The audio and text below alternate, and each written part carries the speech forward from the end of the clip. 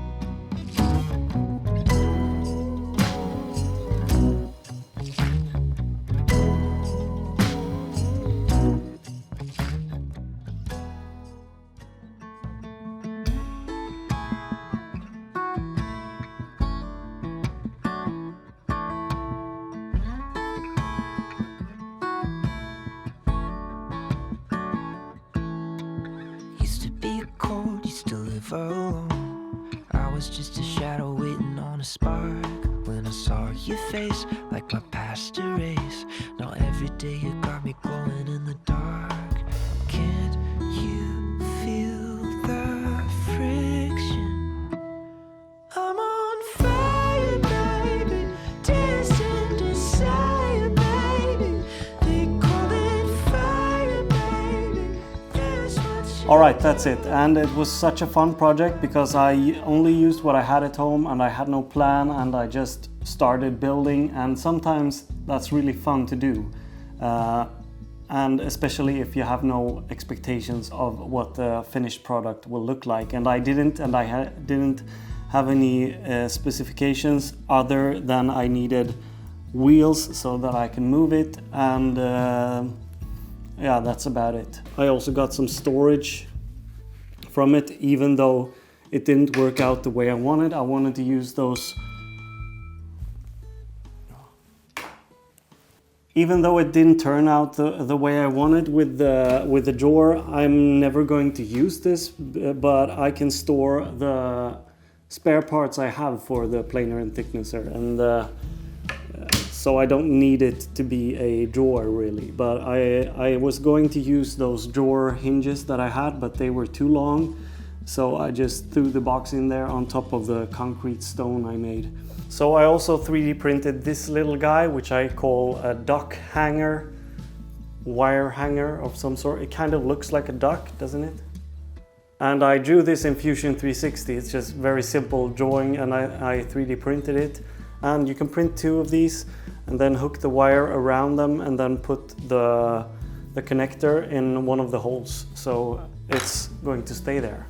If you want to download this duck, there's a link in the description down below. And if you want to see a review of the planer thicknesser I got, I have a review of that as well, or just a first hands-on video. I'll link it up here. Well, that's it for this week. Thanks so much for watching. I really appreciate it. Please subscribe if you haven't, and hit the thumbs up if you like this project, and I will see you guys next week for another video. Bye.